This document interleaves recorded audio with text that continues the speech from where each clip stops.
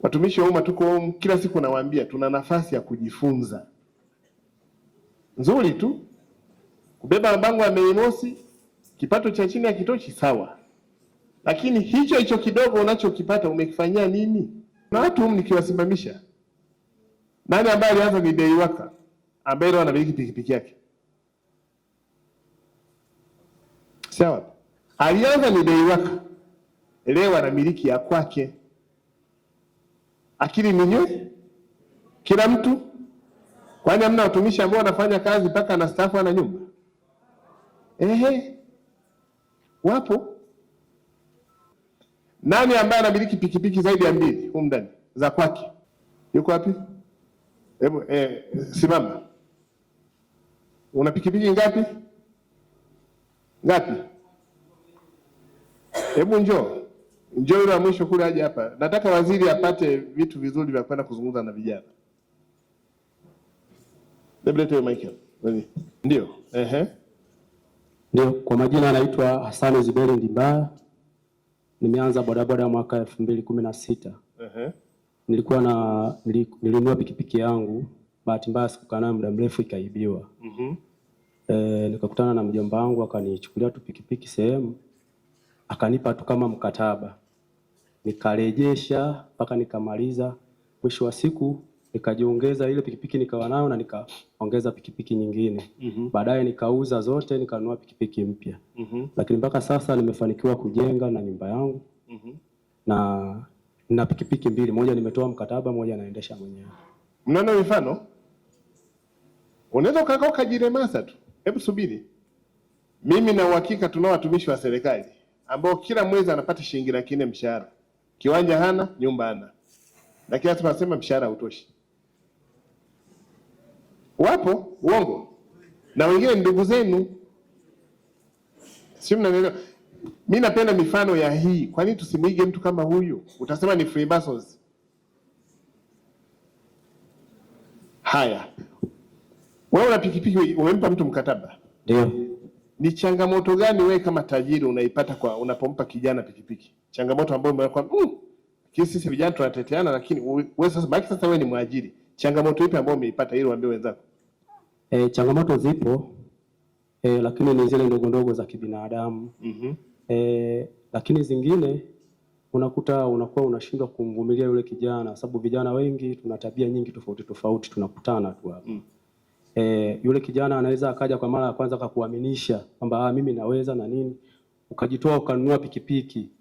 Lakini yule kijana kumbe lengo lake anunue pikipiki kwa muda tu ule, alikuwa na shida muda ule wa miezi 2-3. Baadaye anaanza kufanya vitu ambavyo sio, kwa hiyo anakukatisha tamaa wewe bosi na kuchukua tena ile pikipiki. Kwa hiyo vijana wenyewe hatuna uaminifu na kile kitu ambacho tunakifanya. Yaani unapoamua kufanya jambo, basi liwe jambo lililotoka moyoni, uwe na dhamira ya moja kwa moja unavyofanya kile kitu. Ndio hicho. Changamoto zinakuwepo kama hizi ndogo ndogo za kutokurejesha siku 2-3 na nini, hizo ni za kawaida. Lakini ni zile za kukatishana tamaa, ndio kama hivyo. Naenda dukani na nunua pikipiki nampa kijana, kumbe kijana lengo lake alikuwa na mawazo mengine. Kwa hiyo lile pale ni namna tu ya kutaka kukusumbua wewe. Kwa hiyo wanatukatisha tamaa pia mabosi. Asante. Ndio. Una mke na watoto? Ndio, una mke na watoto. Watoto wangapi? Na watoto 2. Umejenga nyumba yako wapi? Nimejenga nyumba yangu ya Mkena, mtaa wa Mnange. Vyumba vingapi? Ina vyumba 6. Vyumba 6. Ndio. Unalima? Hapana, sijalima. Hujaanza kulima? Ndio. Una shamba? Sina shamba. Njoo wewe. Asante sana. Mwenzako ana vyumba 6. Wewe unakaa unapiga maneno. Huyu hawezi kuchoma mtu barabarani. Ndio. Ulianzaje? Tuambie story yako. Mimi nilianza kwa jina naitwa Yusufu Felix Mwapo. Natokea Angamoto. Ndio. Mwaka 2022 nilianza kwa Deiwaka, nilijiunga kikundi cha bodaboda. Nikaanza kuchukua Deiwaka. Kwa ya brother anaitwa Ima Mwanze. Chukua Deiwaka mwaka mmoja. Mwaka wa pili nikaanza kwa 77 marejesho. Mwaka kabla hujaisha nilikuwa nimechukua mkataba kwa jamaa anaitwa Msodoki. aujue.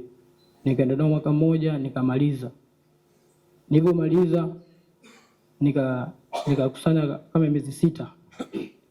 Nikauza, nikaenda kuchukua pikipiki yangu Njombe Boxer. Nimeenda nayo nikaja nikanunua nyingine mwenyewe.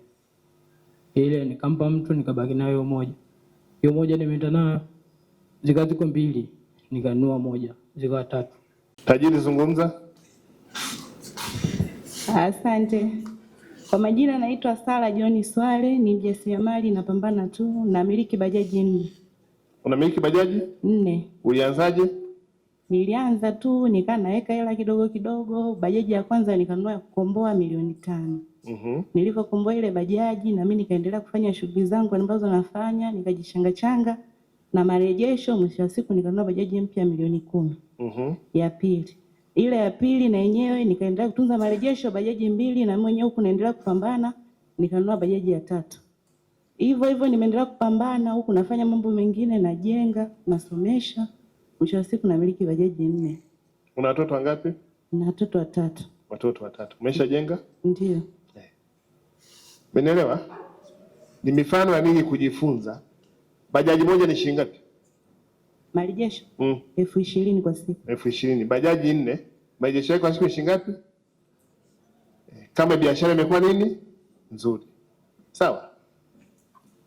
Watumishi wa umma tuko kila siku nawaambia tuna nafasi ya kujifunza. Nzuri tu. Kubeba mabango ya Mei Mosi, kipato cha chini hakitoshi, sawa. Lakini hicho kidogo unachokipata umekifanyia nini? Mfano ndio hii hapa mnayoiona. Wewe unalima? Hapana. Haulimi? Ndio. Na una shamba? Sina shamba. Lakini umejenga? Ndio, nimejenga. Asante.